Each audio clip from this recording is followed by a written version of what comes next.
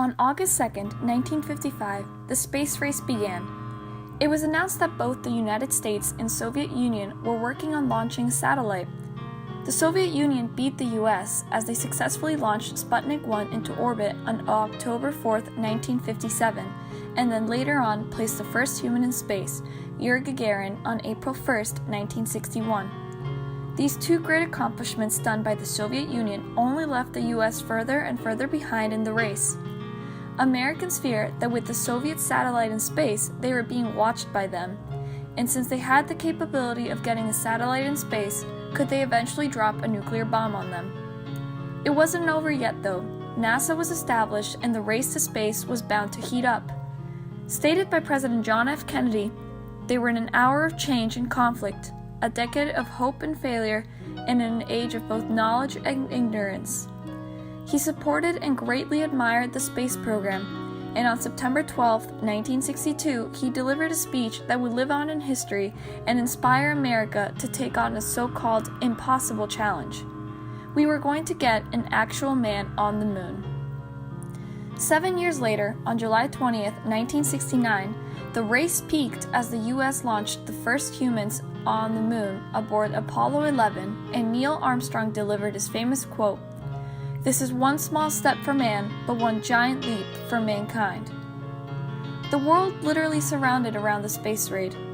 People's lives seemed to revolve around the space program, NASA, the missions, the astronauts, and anything regarding space.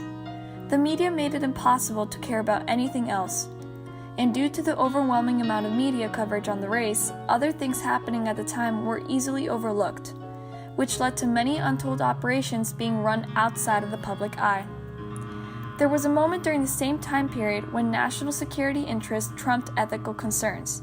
It was 10 years prior to the space race, on the morning of May 7, 1945, when Germany surrendered, effectively ending World War II in Europe.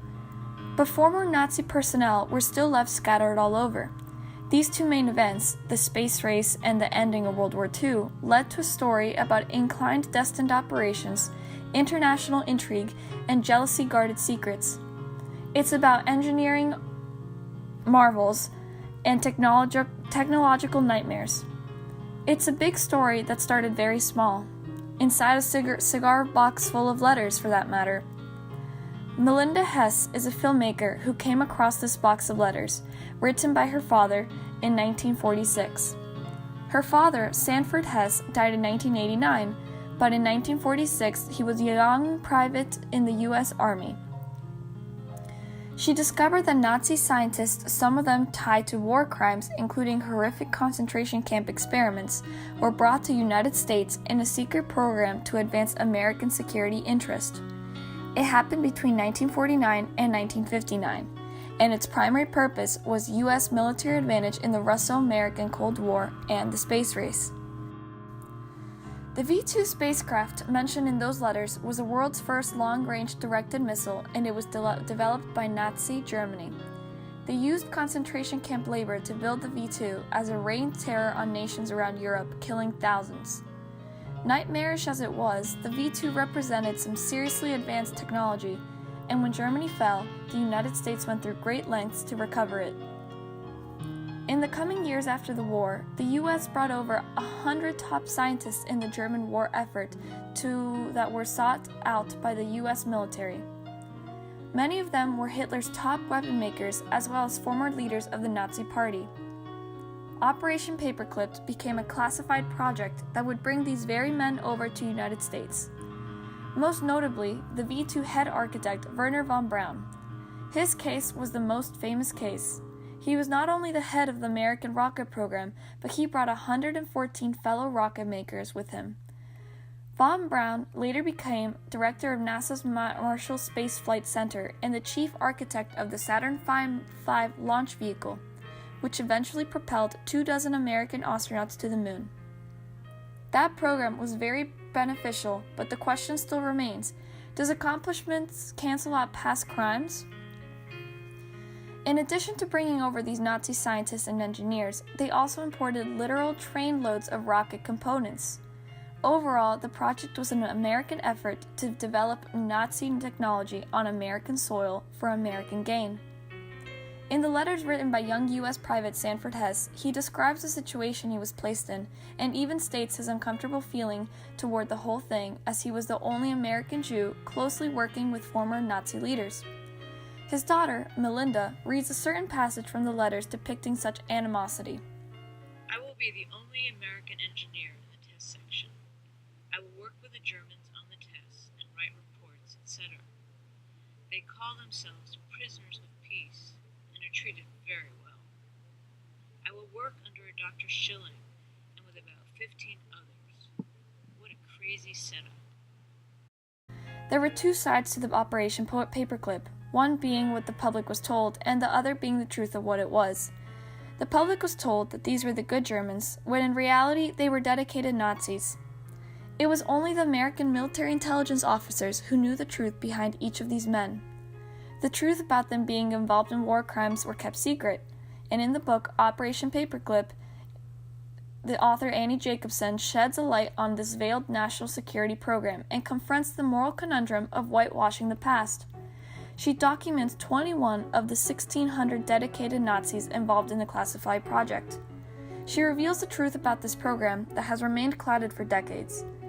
Ms. Jacobsen claims that one of the worst scenarios was the decision American officials took to bring Walter Schreiber to the U.S. Major. Dr. Schreiber was a Surgeon General for the Third Reich. He wound up in a military facility in Texas. During the war, he was involved in the vaccine program that so-called protected German soldiers from these biological weapons, as well as other war crimes in concentration camps. The United States wanted him for his knowledge and was able to free him after being captured prisoner by the Soviet Union. To this day, it is still a mystery what exactly he did in the U.S. Air Force facility in Texas. This became a story of practical versus ethical choices. Based on decisions made, people had the option to look the other way or forget about the past in order to gain an advantage over the Soviets. The logic was that if the United States did not get these Nazi scientists, then the Soviets eventually would. There were many debates between the military generals deciding to bring these men over. Some loathed to even be working with Hitler's former scientists, while others insisted that this was a necessity to gain the upper hand in the Cold War and the space race. To this day, there is not a unanimous decision whether or not Operation Paperclip was the right strategy.